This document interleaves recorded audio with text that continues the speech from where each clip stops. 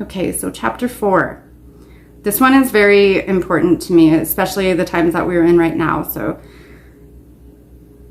think about it long and hard. Think about this in the long term and how our actions as a whole is going to affect the way things continue to go, because we do have a chance to turn this around yet. Take responsibility for the face of the world. The symbols of today enable the reality of tomorrow. So notice the swastikas and the other signs of hate. Do not look away and do not get used to them. Remove them from yourself and set an example for others to do so. Symbols of today, because this book was written in 2017, in our time, a symbol of today might be the QR code, might be a passport. That's what I would like people to think about when I'm reading the rest of these words. So life is political, not because the world cares about how you feel, but because the world actually reacts to what you do. You teach people how to treat you through your behavior and your actions, what you will put up with. The minor choices we make are themselves a kind of vote, making it more or less likely that free and fair elections will be held in the future. And the politics of the everyday, our words and our gestures, or their absence, count very much. A few extreme and less extreme examples from the 20th century can show us how. In the Soviet Union, under the rule of Joseph Stalin, prosperous farmers were portrayed on propaganda posters as pigs.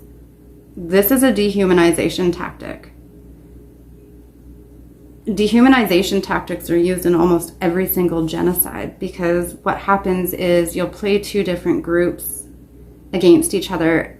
When you dehumanize one group, you use fear. You label them as animals. You teach people to fear a different group, and it leads them to fear for their lives. It puts them in survival mode. And it's a tactic that's used every single time, because eventually that group ends up asking for the extermination of the other group that has been dehumanized. It is dangerous to go down this road. We are all human beings. Nobody needs to be dehumanized. We've moved past that in history. We can learn from it. We know better than this. So to go down this road again, where there is becoming so much inequality, which equals instability, in time, that's going to affect everybody, every single person. It doesn't matter what side you're on, because the instability, it just keeps going, and it keeps falling till society has fallen. So the peasants who had more land or livestock than others were the first to lose what they had. Let's think about small business right now in this day and age. They're the first to lose what they've had. A neighbor portrayed as a pig is someone whose land you can take. No different than somebody who doesn't want to discriminate and wants to have their business open to everybody. That business can be closed down right now, and has been closed down from a power grab through AHS. But those who followed the symbolic logic became victims in their own turn eventually. Having turned the poorer peasants against the richer, Soviet power then seized everyone's land for the new collective farms. Collectivization, when completed, brought starvation to much of the Soviet peasantry. Do you guys remember, you will own nothing and you will be happy? If not, Google Klaus Schwab. If you don't want to use Google, use DuckDuckGo, a different search engine. Different things come up on there because it's not as censored. Millions of people in the Soviet Ukraine, Soviet Kazakhstan, and Soviet Russia died horrible and humiliating deaths between 1930 and 1933. So millions of people in just 3 years. That's how fast things can turn during a dehumanization tactic. And that is a tactic. And fear is always the driving factor that leads to that. Before it was over, Soviet citizens were butchering corpses for human meat. Literally butchering corpses for human meat to eat and to survive. That was 1930 to 1933. So not that long ago. These monstrosities, horrors, They happen, and they're not to be forgotten. In 1933, as starvation in the USSR reached its height, the Nazi Party came to power in Germany. In the euphoria of victory, Nazis tried to organize a boycott of Jewish shops. This was not very successful at the beginning, but the practice of marking, they found marking, the visual symbolics, actually did work. So marking one firm as Jewish and another as Aryan, with paint on the windows or walls, did affect the Germans' thought process about about household economics. So a shop marked Jewish had no future because nobody would shop there, because then the visual was there. What happens if the group that was not being dehumanized, the group that was actually taking part in the dehumanization process for the Jewish, what if the Aryan went into a Jewish shop? Yeah, they'd be concerned about being associated with that, so they would just stay away from it. So if these shops could be Jewish, what about the companies and other properties? Eventually it trickles down, right? Because then they'll name off something else as not essential, right? These things become objects of covetous plans, which means jealousy or fear, and people just want to have it shut down. So as property is marked as ethnic, envy transforms ethics. If shops could be Jewish, what about the other companies and properties? The wish that Jews might disappear, perhaps suppressed at first, rose as it was leavened by greed.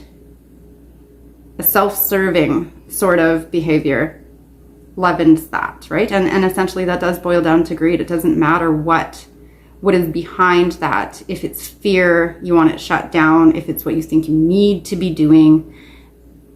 At any point in time, inequality is never okay. It's never the right answer, because again, it comes back down to instability, and then the instability affects us all, every single one of us. So the Germans who marked the shops as Jewish participated in the process by which Jews really did actually disappear, as did the people who simply looked on. Accepting the markings as a natural part of the urban landscape is already a compromise that leads to a murderous future.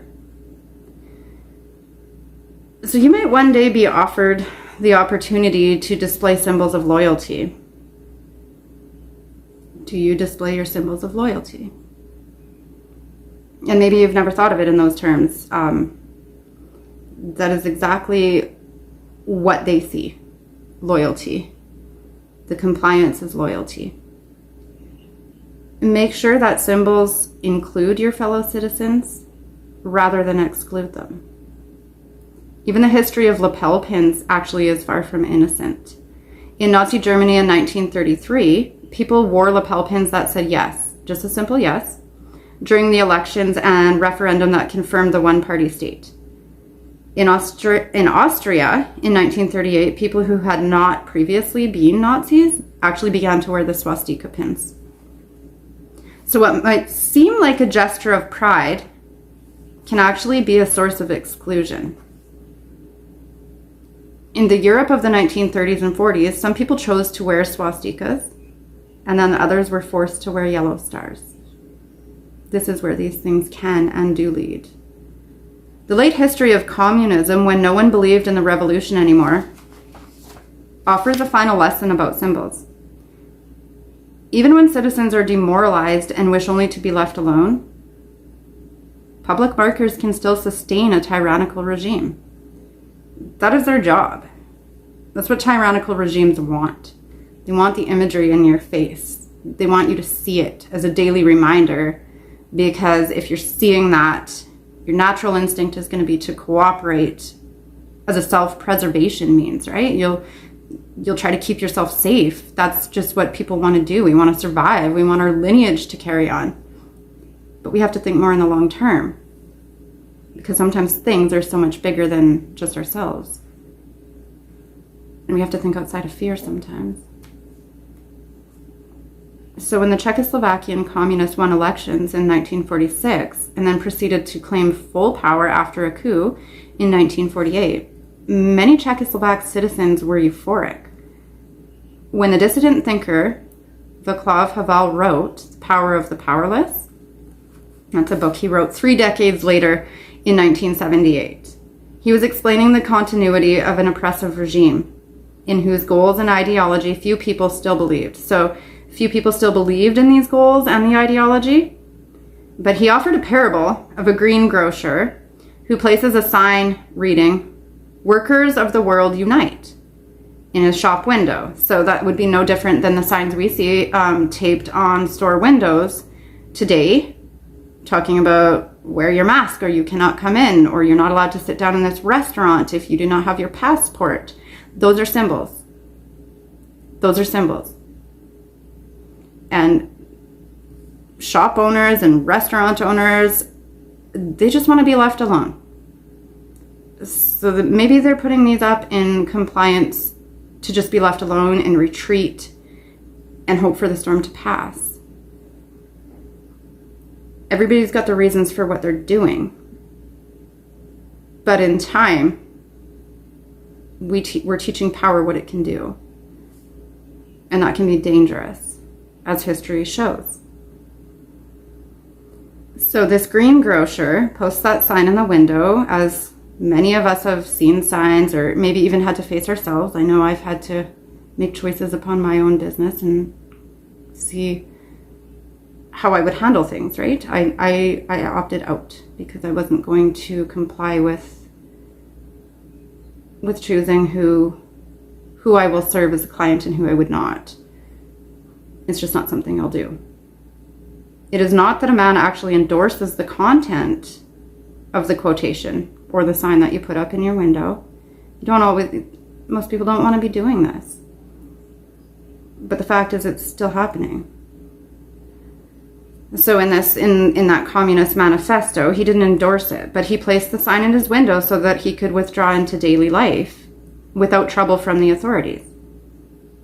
So when everyone else follows that exact same logic, the public sphere is covered with signs of loyalty and resistance becomes unthinkable, as Havel put it.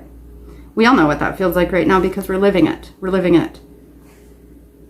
It feels like resistance is unthinkable, but it isn't. If we come together as a whole, we can resist this pretty quickly. So we've seen that the real meaning of the greengrocer's slogan has nothing to do with what the text of the slogan actually says. It's actually in self-preservation. It's not believing in those words. But even so, the real meaning is quite clear and generally comprehensible because the code is so familiar. The greengrocer declares his loyalty in the only way the regime is capable of hearing. And so the root of this is all from the regime.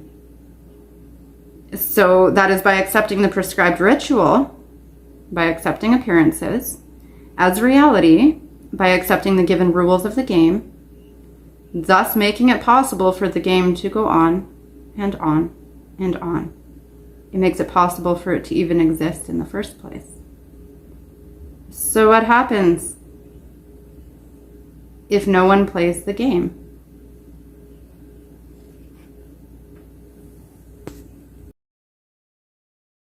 We will not comply with the institution's sick illusion. No, it won't.